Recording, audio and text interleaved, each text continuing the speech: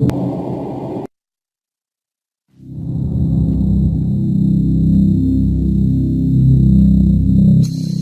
have an unidentified flying object.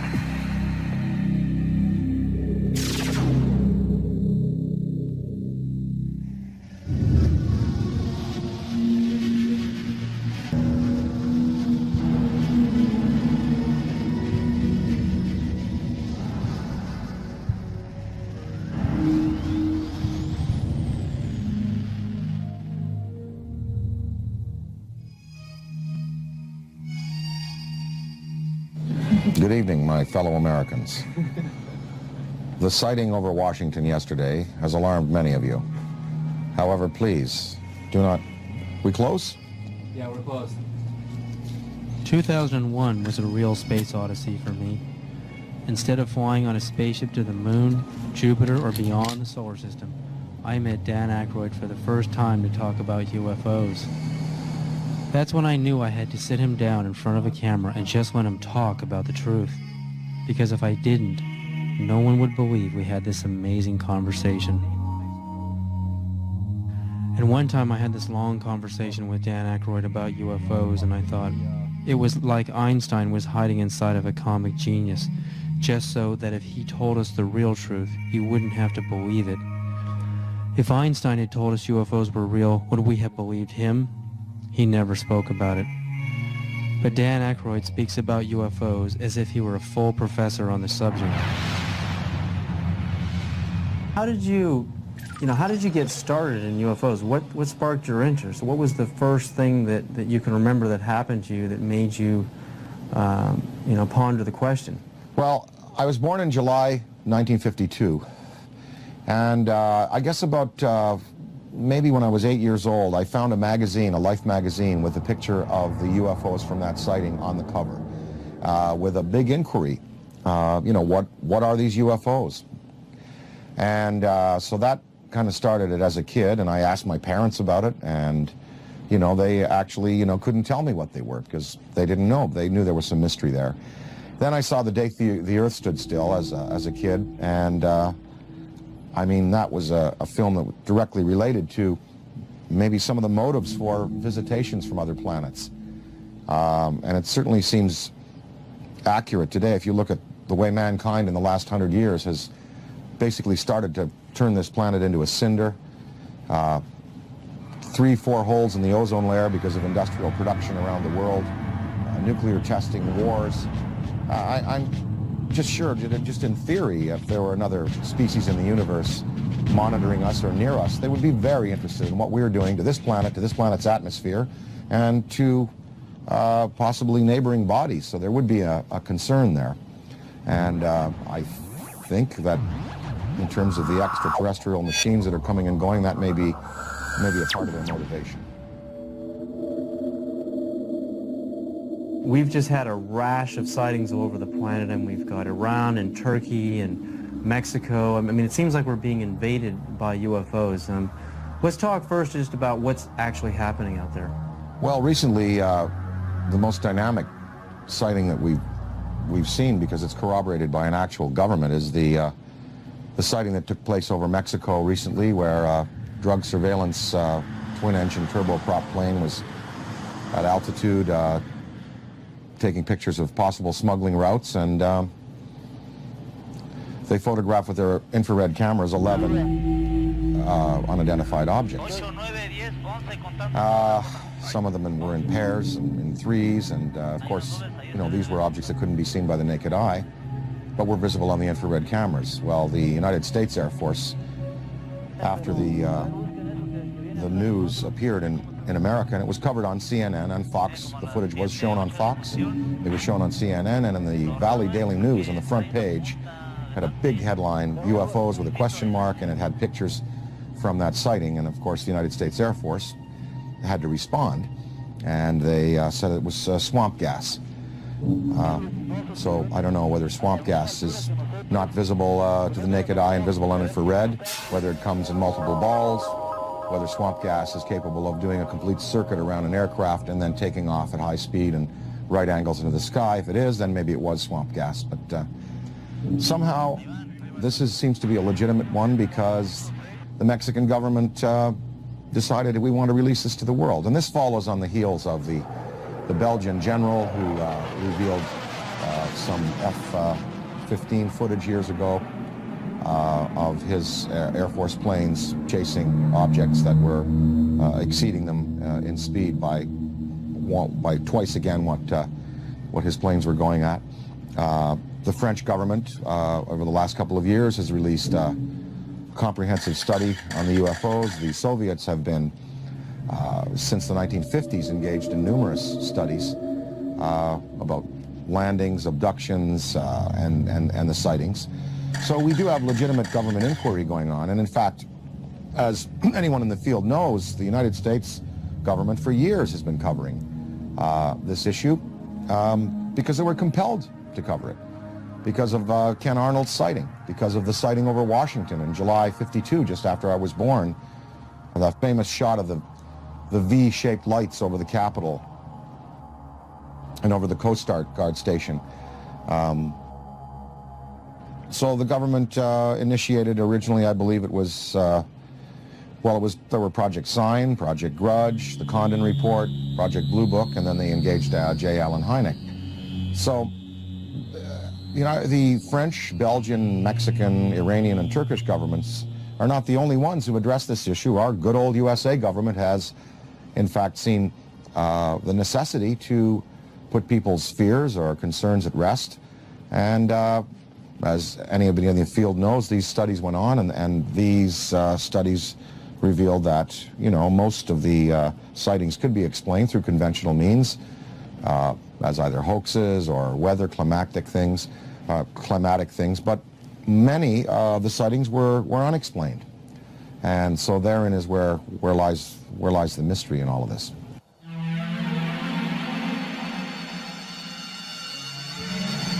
Dan, what do you think is the significance of UFO technology? I mean, obviously, these guys, the extraterrestrials, can come from one star system to another and visit Earth. I mean, recent headlines on CNN are talking about, and BBC, that we're going to run out of oil in 2026. We've got to get on to a better technology.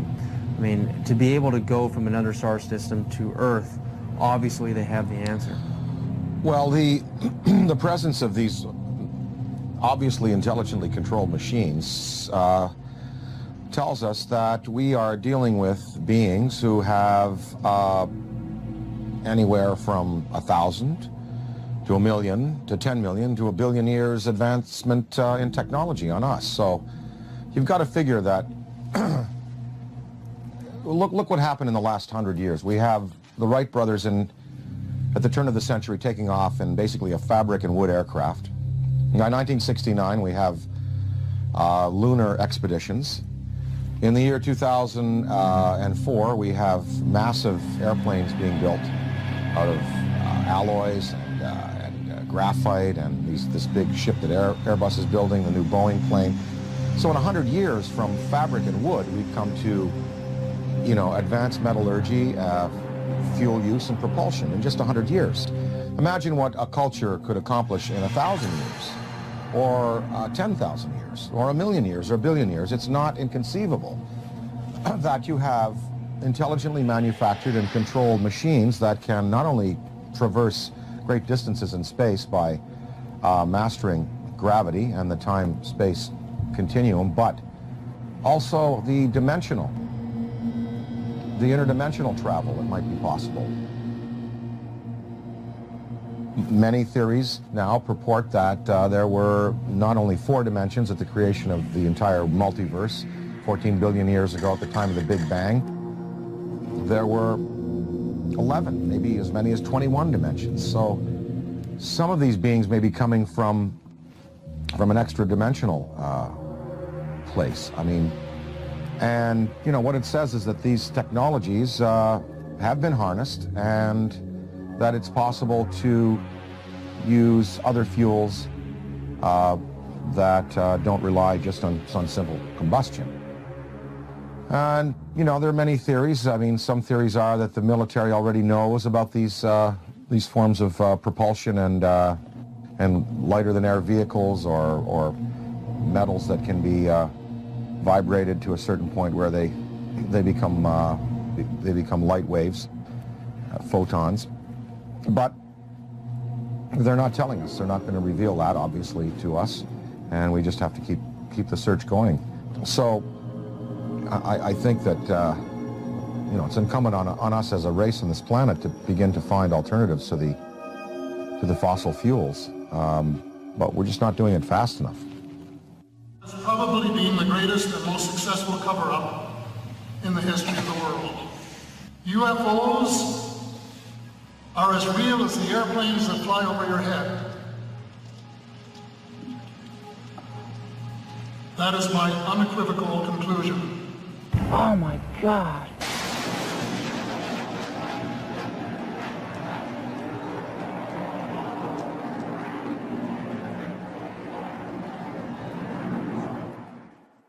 The Abra Arrow story, Dan, I mean, you appeared in a movie about the Abra Arrow story. Canada broke the sound barrier. Diefenbaker dismantles the whole aerospace program in Canada, and all the engineers are hired by NASA and Boeing down here, and we finally break the sound barrier. But in Canada today, we have another scientist, Canadian scientist John Hutchison, is using wave induction, using Van de Graaff and Tesla coils and radio.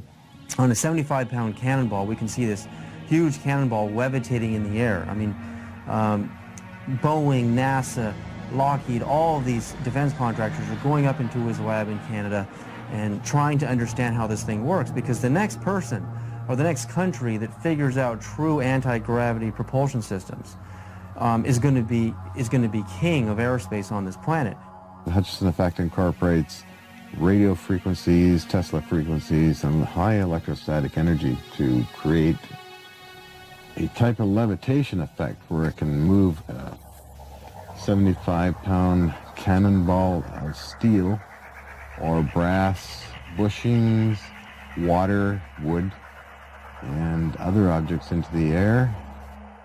Are we doing enough in our universities, in our research labs? Are we putting enough money into this kind of a research? And what risks are we willing to take if universities in Beijing and China and Russia, they're actually going into the UFO phenomenon in their universities? But here in America, mainstream science, mainstream physicists laugh at the UFO phenomena. I mean, what do you think about that? Budgets are tight all around the world, and as far as putting money into the study of alternative technologies, funding research by people like Hutchison, the money is just not there. I mean, if you look at NASA, NASA is getting chopped back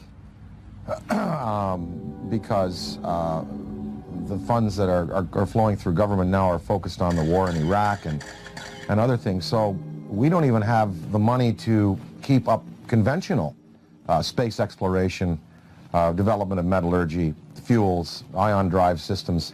So I don't see any government in the next 10, 20, 30, 40, 50 years really putting the money into the kind of research that's needed to develop these alternative systems and to perhaps study what is driving these intelligent machines from somewhere else. Now, of course, that's on the visible side of things.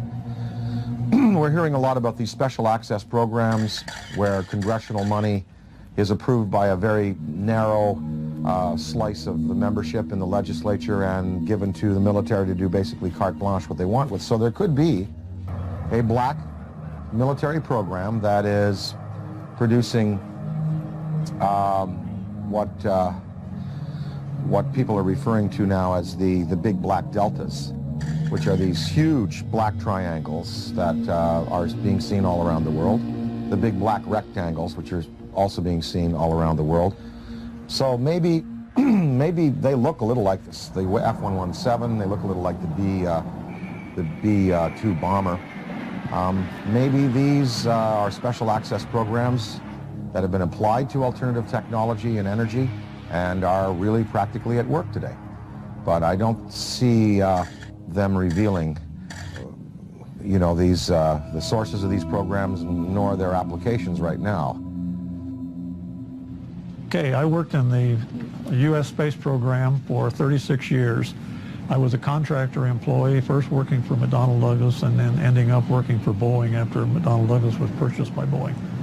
I started at the end of the Mercury program and then worked the whole Gemini program. And during Gemini, I was responsible for the design of the equipment for the life support system. And so I had a distinct interest in keeping astronauts alive and having successful equipment. During the program, when we were flying the Gemini spacecraft, my interest in UFOs became very real. It became real because, first of all, Gemini 2, which was unmanned, it was rumored and talked about among our researchers that 2 UFOs had followed Gemini 2. And then Gemini 2 was, of course, recovered later. And I didn't think too much about that except, yeah, that's kind of funny. Very interesting stuff. And then when Gemini 4 flew, and its 4-day mission, 66 orbits, with James McDivitt and Ed White, about halfway through the mission, McDivitt said he has something up here with him.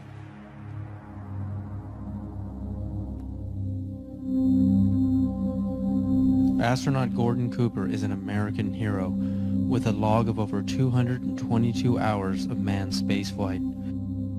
He had a long and illustrious career of service to his country. With over 11,000 hours of flight, he was a fighter pilot, U-2 test pilot in the Air Force, and is one of the first men to ever fly in space. He orbited the Earth 22 times in Phase 7, the last of the Mercury missions, on May 15th and 16th of 1963. On August 21st of 1965, he orbited the Earth again on Gemini 5 and remained a backup for Apollo 10.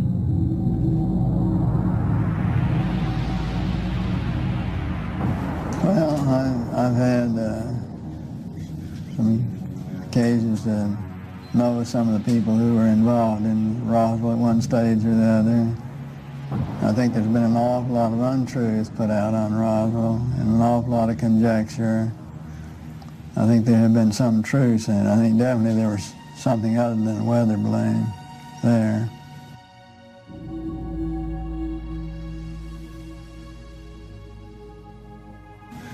Very likely. I'd like to think they reversed engineered it and did something with it, you know, did some benefit with it, which would be the logical thing to do, but I have no way of knowing whether they did or not. Within hours of the crash at Roswell, U.S. General Nathan Twynham designated the visitors as enemy aliens. It appears from his book that Colonel Corso agreed with that assessment, and that it has remained as official U.S. policy ever since. At that time, however, it was an enemy, quote unquote, about which the U.S. could do nothing, because the visitors were so technologically superior. That led to the recommendation that the discovery be treated with the utmost secrecy, to the point that the crash at Roswell didn't happen and that UFOs don't exist. The rationale was that the ordinary public couldn't cope with the news and might easily panic. Area 51, Dan, I mean, we hear stories from Bob Lazar, we hear stories about alternative space program theories, you know, we're building UFOs and reverse engineering UFO technology since the saucers crashed at Roswell and the plains of St. Augustine, and we have reverse engineered that technology today. That's the theory, and NASA is just a smokescreen program. If we really have true anti-gravity technology today, why aren't we using it in our military? Why isn't it evident in the war in Iraq? Why don't we use it to demonstrate superiority on the planet? And if not, if all of this is just conspiracy theory and we really don't have this technology, again, are we willing to take the risk of losing air superiority on this planet by letting the Russians or the Chinese or some other country, even the Middle East, actually engineer this kind of UFO technology and conquer the world? Are we willing to take that chance? Well, I think, as far as military applications, maybe they are being used already. Maybe We don't know. Maybe they're being used in a surveillance capacity.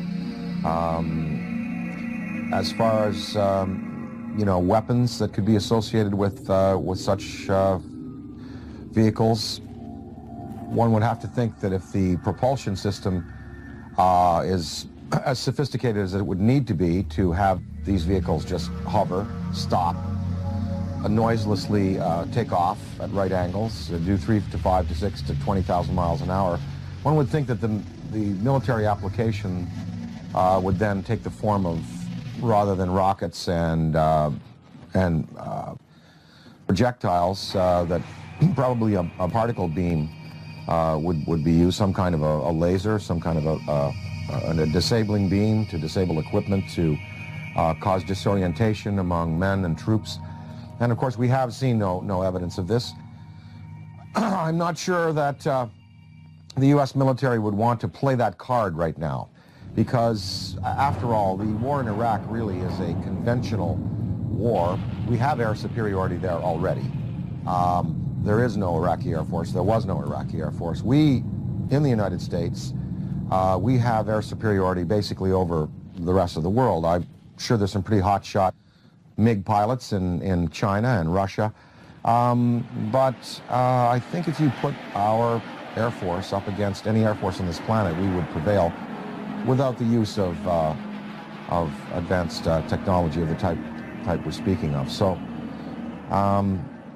I think that the U.S., if they have these things, they would probably save them for a more drastic confrontation, perhaps a confrontation with beings that have the potential to be superior over us in terms of the applications of aviation today. So maybe these triangles, the big black deltas, the rectangles, are the next wave of the U.S. military's defense against what some might perceive as an extraterrestrial or extra-dimensional threat. Maybe these weapons or these flight systems now are being prepared to confront a race of superior beings that could have designs on the planet that are malevolent. I think it was Lord Hill Norton, or one of the British Air Force Defense Ministry staff who was assigned to study UFOs in the 50s. After he retired, he said that in his estimation there were 23 different species of being visiting the planet in numerous types of vessels. We know from the NASA UFO studies that you've done, and I think that theory, there's nothing wrong with that theory that I can see that doesn't point to what you postulate, and that is that there are benevolent beings that are trying to heal the planet, hence the size of these ships that we're seeing in the STS cameras, and the fact that the ozone has holes in it, the fact that water could be a healing element there. What are these lifesaver-shaped little Dropostone-shaped ships conveying to our planet? Well, we see them coming into the atmosphere, and on the STS tapes and other forms of exposure, they're not releasing personnel, they're not releasing projectiles, and no harm has come to the planet, through their intervention. So one can assume perhaps that maybe there are benevolent beings out there and malevolent beings out there, and maybe the United States government is preparing weapon systems to deal with the malevolent beings. Ronald Reagan said in a speech, he said, what if there were a species from another planet that was threatening us? We would all find a way to work together. And one can only think about the Star Wars system and the fact that there we had satellite-mounted cannon. Well, they'd be good for shooting down rockets. They also might be good for shooting down other invasive vehicles that are coming into our atmosphere. Ronald Reagan himself spoke about a UFO sighting that he had when he was governor of California in the Beach King Air that they used to use. They were coming from Sacramento. His wife was with him, Sacramento to Los Angeles, and a saucer clocked the plane for a good 45 minutes. And Reagan spoke of it to a lot of people. And I think maybe, you know, part of his motivation in getting the Star Wars weapon system up might have been that to prepare ourselves for the day when other beings might come to this planet with designs of, who knows, taking minerals without authorization, taking people. You know, we're probably just going to have to wait to see. I occasionally think how quickly our differences worldwide would vanish if we were facing an alien threat from outside this world.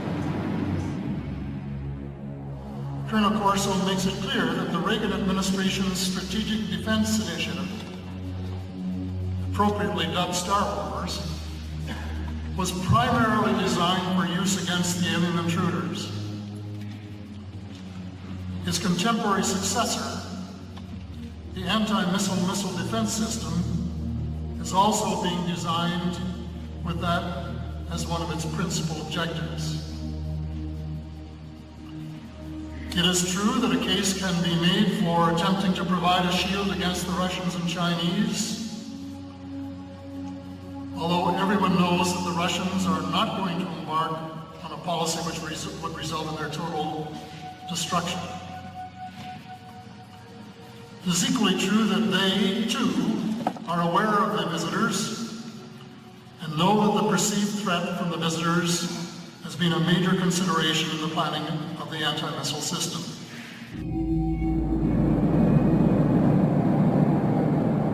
And the incident in question, as at least from my perspective, almost ignited a nuclear war, and that was 5 unidentified objects were picked up on radar coming in over the Pacific Northwest, Northern California, Southern Washington, Oregon area. As these objects approached the coast, Strategic Air Command went on a alert. We were in a defense condition, or what is referred to as a DEFCON, Defense Condition 3, which means that the nuclear forces were ready, but they weren't on a ready stated alert. We elevated that to Defense Condition 4. Defense Condition 5 is launch. When we went on our alert, the Russians were also monitoring our nuclear armed forces as we were theirs, and so they knew that our bombers had gone to fail-safe. They knew that the launch codes had been given. They also knew that the hatches on the ICBM missiles had been removed and that we were getting ready to do a launch. I know that Nixon, President Richard Milhouse Nixon, picked up the phone and called the Kremlin. The White House notified the Kremlin that these objects were not, and I repeat, not a preemptive launch by us, that they too, the Russians, had been tracking these objects as they came in over the Bering Sea.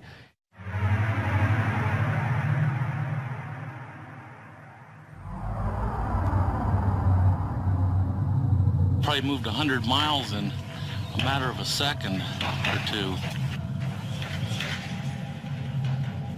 When we look at alien abduction, I mean, the idea of a human being being taken and having an implant inserted into their body, I often think of how biologists, how we tag whales. You know, we put a chip on a whale and we can track them via satellite, and also how, you know, we go into a frog's pond and we pull out the frog and we spread it out on the table. Remember in biology class we used to do this, and, you know, stick the little needles in his legs and cut him open. I mean, that's how we look at another life form in another world. So is it really a sign of violence and negativity that an extraterrestrial civilization is coming to Earth and doing the same to us, putting computer chip implants on us to track us, know where we are, study our species, do a little bit of biological experimentation? I mean, I know for us it's horrific. I mean, it's absolutely a violent thing for us as humans. But from their perspective, do you really think that they're being violent? Well, again, I have to go back to some of them might be here for good purposes, genuinely interested in perhaps helping mankind, and some are here for selfish purposes. Maybe these abductions, even though they're done in a you know, objective but you know, biological way, like we dissect frogs. Maybe they're doing it, you know, just for fun and for sport. I mean, I don't know. I think probably that that the fear could be justified in some senses. Anne Druffel has written this book about how to prevent being abducted. And we really think, even if benevolent species coming to this planet and taking a man and a woman and taking ova out of a woman and sperm out of a man, that's tremendously invasive and very traumatic for the human beings. So even if the motives are good, you know, these actions are as violent as anyone we're capable of on the planet. I think that a certain amount of fear is justified. If you look at Day the Earth Stood Still, you know, the first thing that happens is the army is assembled and, you know, guns are shot at these beings and at the ship.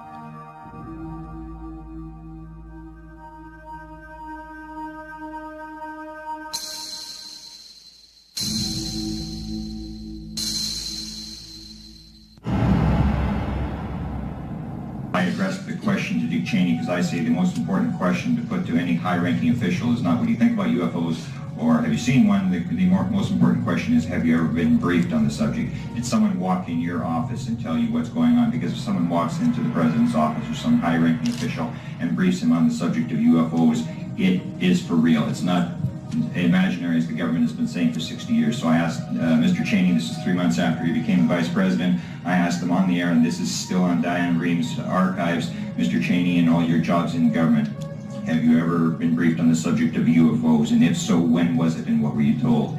And Mr. Cheney said, if I had been briefed on that subject, it probably would have been classified and I wouldn't be talking about it.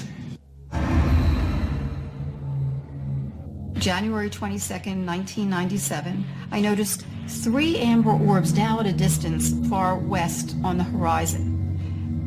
And I'm thinking, wait a minute, even though they're in a line formation, they were amber, they were in a formation, they were hovering for minutes. And as I'm pointing like this, they reappear in the same spot. And I thought, I have to get a picture of this. And I ran upstairs, I grabbed my 35mm, get out onto the balcony. As I'm ready to shoot the 3 bottom orbs, suddenly 6 amber orbs in a row, totally equidistant from each other, massive span across, pop up. On March 13, 1997, over 10,000 Arizona residents witnessed the single most spectacular UFO sighting in the 20th century. Headlines surged the nation, and Arizona residents demanded answers from military and state officials.